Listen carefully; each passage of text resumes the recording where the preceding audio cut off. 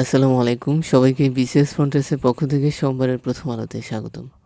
আজকে ১ December. December হচ্ছে বিজয়ের মাস। আর এই বিজয় অর্জিত হয়েছিল অসংখ্য মানুষের ত্যাগে, সংগ্রামে ও নানা রাজনৈতিক ও কূটনৈতিক সামরিক উদ্যোগে। তো আপনারা জানেন যে আমরা দীর্ঘ ৯ মাস রক্তক্ষয়ী যুদ্ধ করেছিলাম এবং ১৬ই ডিসেম্বর আমরা বিজয় লাভ করি। তো এই মাসটি আমাদের জন্য অত্যন্ত গুরুত্বপূর্ণ। তো দেখতে পাচ্ছেন যে ২০০৯ সালে আমাদের দেশে বিডিআর বিদ্রোহ হয়েছিল এবং রিসেন্টলি তদন্ত কমিশন একটি প্রতিবেদন জমা দিয়েছে। তারা বলছে হত্যাকাণ্ডে আওয়ামী লীগ দলগতভাবে জড়িত এবং মূল সমন্বয়কারী ছিল শেখ ফজলে নূর তাপস। পুরো ঘটনায় তৎকালীন প্রধানমন্ত্রী শেখ হাসিনার গ্রিন সিগন্যাল ছিল। এই ছিল প্রথম পাতার খবর। তারপর আপনারা দেখতে পাচ্ছেন রিসেন্টলি প্রধান উপদেষ্টা বলেছে যে গত সরকারের সময় যে সকল কর্মকর্তা সশস্ত্র বাহিনীতে থেকে অবিচার ও প্রতিহিংসার শিকার হয়েছেন তাদেরকে ন্যায় বিচার দেওয়া হবে। এই বিষয়টি এসেছে।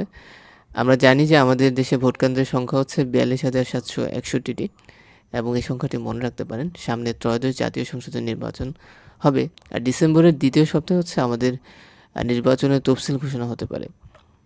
তো আপনাদেরকে কিছু তথ্য দিতে চাই। এই যে হচ্ছে ইন্ডিয়া এবং এটা হচ্ছে নেপাল এবং ইন্ডিয়া এবং নেপালের পাশে কিছু জায়গা দেখতে পাচ্ছেন, যেমন কালাপানি। এই অঞ্চলগুলো হচ্ছে নেপাল এবং ভারতের মধ্যকার বিরোধপূর্ণ সীমান্ত অঞ্চল। তো রিসেন্টলি এই ৩টা অঞ্চল হচ্ছে খুব আলোচনায় আছে, কারণ নেপালের যে কারেন্সি প্রকাশিত হয়েছে এই জায়গা হচ্ছে এই বিরোধপূর্ণ অঞ্চলের ছবি দেওয়া হয়েছে। তো লিপুলেক, কালাপানি এগুলো হচ্ছে ভারত এবং হচ্ছে নেপালের মধ্যকার বিরোধপূর্ণ জায়গা। তারপর আপনাদেরকে আমাদের আজকের গুরুত্বপূর্ণ কলামে নিয়ে যাচ্ছি। সেটি হচ্ছে আমরা সামনে আমাদের নির্বাচন এবং নির্বাচন ঘিরে সংখ্যা ও সতর্কতাগুলো কী কী হতে পারে এই বিষয় নিয়ে কয়েকজন বিশ্লেষক লিখেছেন।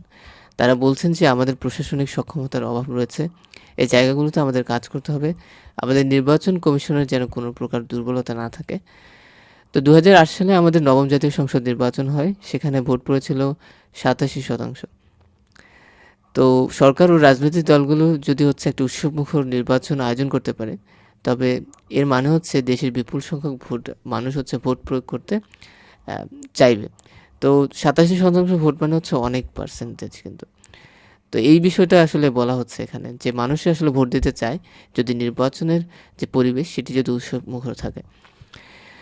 কিন্তু যেন-তেন নির্বাচন যদি অনুষ্ঠিত হয় তাহলে সেটা দেশকে দীর্ঘকালীন একটি সংকটের মধ্যে ফেলে দিতে পারে। এই বিষয় নিয়ে দৃষ্টি আকর্ষণ করার চেষ্টা করা হয়েছে। তারপর আপনারা দেখেন যে আমাদের মনে রাখতে হবে ৯১-এর যে নির্বাচন সেটি যদি সুষ্ঠু ও গ্রহণযোগ্য না হতো তবে ২০০৮ সাল পর্যন্ত গণতান্ত্রিক যে যাত্রা সে যাত্রা সেখানেই ব্যর্থ ঘটে যেত।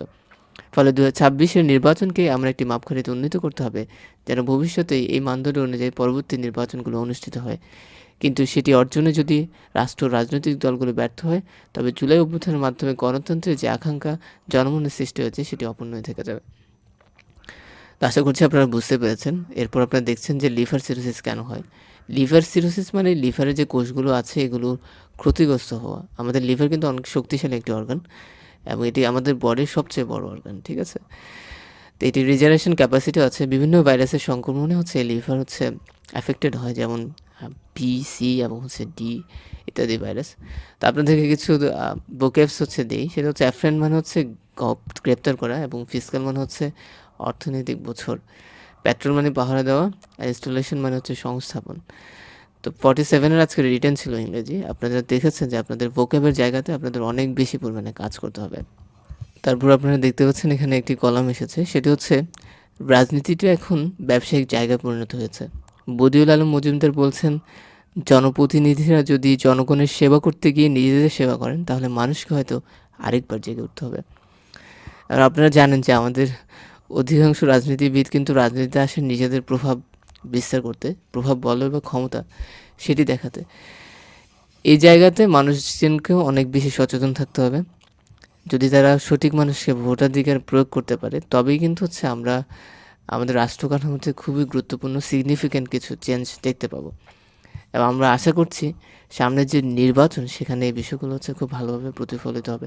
তো আপনাদেরকে একটা বিষয় দেখাই। এখানে একজন অতিরিক্ত সচিব তিনি বলছেন যে তাত্ত্বিকভাবে দেখলে নির্বাচনকে খুব সহজ মনে হবে, কিন্তু এটি অত্যন্ত বাস্তবে জটিল একটি সমীকরণ। তো আপনাদের জন্য আরও দুটি ওয়ার্ড রেখেছি। পারপেট্রেটর হচ্ছে অপরাধকারী আর স্নেল পিস মানে হচ্ছে অতি ধীর গতি। তো আপনারা এগুলো মনে রাখবেন। গুরুত্বপূর্ণ ওয়ার্ড এগুলো হচ্ছে আপনার পত্রিকা থেকে নিয়ে আসা। তো আমরা আমাদের আজকের মতামত কলামে চলে এসেছি। আপনারা দেখছেন যে আমাদের পুলিশ কমিশন এবং দুদক সংস্কার নিয়ে কথা হচ্ছে। তো ২৪-এর অভ্যুত্থানের পর আমাদের আকাঙ্ক্ষা ছিল যে আমাদের পুলিশ কমিশন এবং দুর্নীতি দমন কমিশন কার্যকর রূপান্তরের মধ্যে যাবে। কিন্তু রিসেন্টলি একটি বিষয় দেখা যাচ্ছে যে কেউ উদ্দেশ্যপ্রণোদিতভাবে পুরনো কাঠামোকে অক্ষুণ্ণ রাখার চেষ্টা করছে। তো এটি অনেক বিশেষজ্ঞদের মতে মনে হচ্ছে আপনার উদ্বেগের জন্ম দিচ্ছে, যে বলছে যে জুলাই সনদে স্বাক্ষরকারী সব রাজনৈতিক দল সম্মত হয়েছিল যে দুর্নীতি দমন কমিশন হচ্ছে স্বাধীনভাবে কাজ করতে পারবে, কিন্তু চূড়ান্ত পর্যায়ে এসে এই সুপারিশ হচ্ছে বাদ দেওয়া হয়েছে। তো রাষ্ট্রযন্ত্রের ভেতরে পুরনো কাঠামোকে ধরে রাখতে বদ্ধপরিকর একটি গোষ্ঠী কোনোভাবে হচ্ছে সংস্কার চায় না, এটি নিশ্চিত করে। আমরা আশা করি যে জনগণ বা জন আকাঙ্ক্ষাকে সর্বোচ্চ গুরুত্ব দিয়ে অন্তর্বর্তী সরকার একটি বলিষ্ঠ ভূমিকা পালন করবে। তো এই ছিল তথ্য। আপনাদেরকে মুক্তিযুদ্ধের সরল গল্পের বাইরের গল্প শোনাতে চান মহিউদ্দিন আহমেদ। তো আপনারা মুক্তিযুদ্ধের সরল গল্পটা হচ্ছে 1971 সালের 25শে মার্চ পাকিস্তান হচ্ছে আমাদের উপর আক্রমণ করে, এবং এর পূর্বে পাকিস্তান আমাদেরকে নানাভাবে শোষণ করেছিল। তারপর 9 মাস রক্তক্ষয়ী যুদ্ধের পর আমরা 16ই ডিসেম্বর হচ্ছে বিজয় অর্জন করি। এটি হচ্ছে সরল গল্প। আর একটু কমপ্লেক্স যদি আপনি জানতে চান, 1971 সালের হচ্ছে আপনার 1 ডিসেম্বর নিউ ইয়র্ক টাইমসে একটি প্রতিবেদন প্রকাশিত হয়েছিল। সেখানে বলা হচ্ছে যে পূর্ব পাকিস্তান থেকে পাকিস্তানি বাহিনীকে বিতাড়িত করাই ইন্দিরার লক্ষ্য, ভারতের তৎকালীন প্রধানমন্ত্রী। এবং এই যে বাংলাদেশকে নিয়ে যে তাদের যে এত চিন্তা, এই বিষয়টা অনেকেই হচ্ছে ভালোভাবে দেখেননি।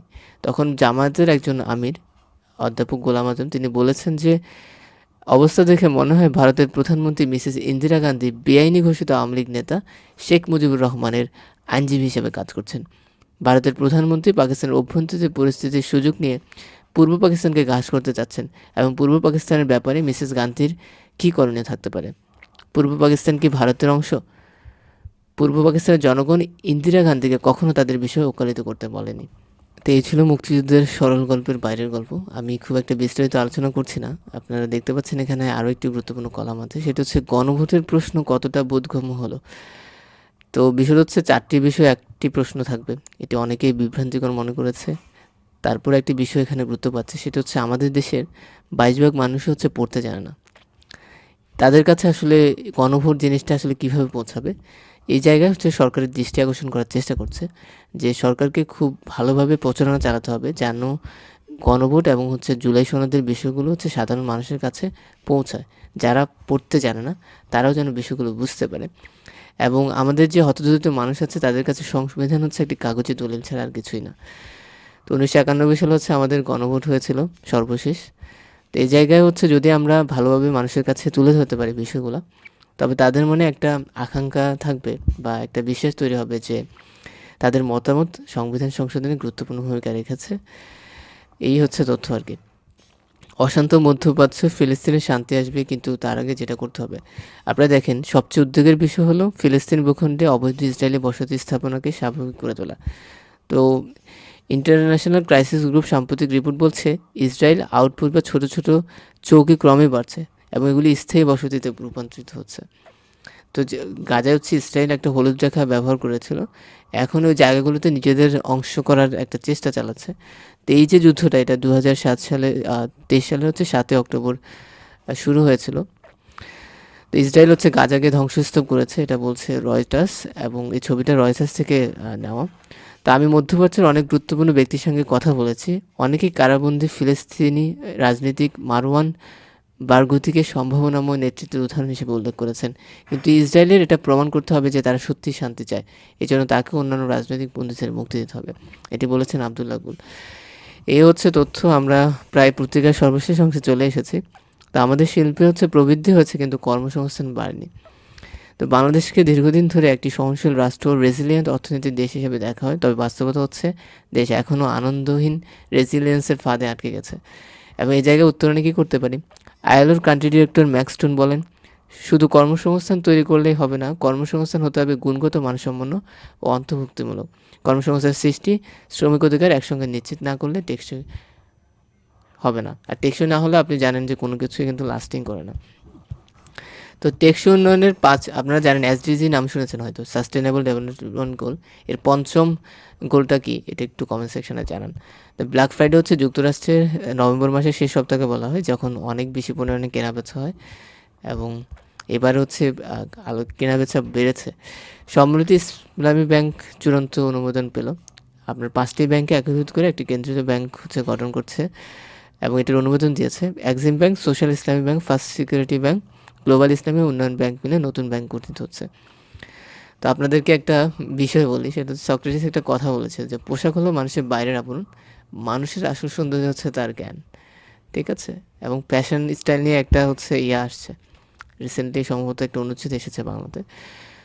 তো আপনারা এই ধরনের কোড মনে রাখতে পারেন। এগুলো থাকলে আপনাদের যে জানার যে ফিলোসফিক্যাল যে অ্যানালিটিক্যাল অ্যাবিলিটি এটি হচ্ছে বাড়বে। তো এখানে একটা বিষয় এসেছে, সেটা হচ্ছে ভোক্তাঋণ উৎপাদনশীল খাতকে শক্তিশালী করছে। দেশের অর্থনীতির চাকা সচল রাখার পাশাপাশি ভোক্তাঋণ উৎপাদনশীল খাত ও আর্থিক অন্তর্ভুক্তিকেও আরও শক্তিশালী করছে, যা দীর্ঘমেয়াদে দেশের অর্থনীতিকে এগিয়ে নিয়ে যাচ্ছে। এটি বলেছেন হচ্ছে সিটি ব্যাংকের হচ্ছে উপব্যবস্থাপনা পরিচালক অরূপ হায়দার। তারা বলছে যে ডিজিটাল পদ্ধতিতে যে ঋণ দেওয়া হচ্ছে এটি আমাদের যে গ্রামীণ যে মানুষ আছে তাদের জীবনমান হচ্ছে উন্নতিতে ভূমিকা রাখছে। তো রিসেন্টলি বিভিন্ন জায়গায় ঘূর্ণিঝড় হয়েছে, ইন্দোনেশিয়া, শ্রীলঙ্কা, এবং শ্রীলঙ্কার ছবি দেখতে পাচ্ছেন এখানে। এটা শ্রীলঙ্কার রাজধানী হচ্ছে কলম্বোতে। তো মাদুরার উপর হচ্ছে আবার চাপ বাড়াচ্ছেন ট্রাম্প। ট্রাম্প চাচ্ছে যে ভেনেজুয়েলার যেন সরকারের হচ্ছে অভিশংসন হয়, মানে হচ্ছে পতন ঘটে। বিশেষজ্ঞ মানবাধিকার পর্যবেক্ষকদের আশঙ্কা, মাদুরাকে অবৈধভাবে ক্ষমতা থেকে অপসারণের চেষ্টার ভিত্তি তৈরি করেছে ওয়াশিংটন।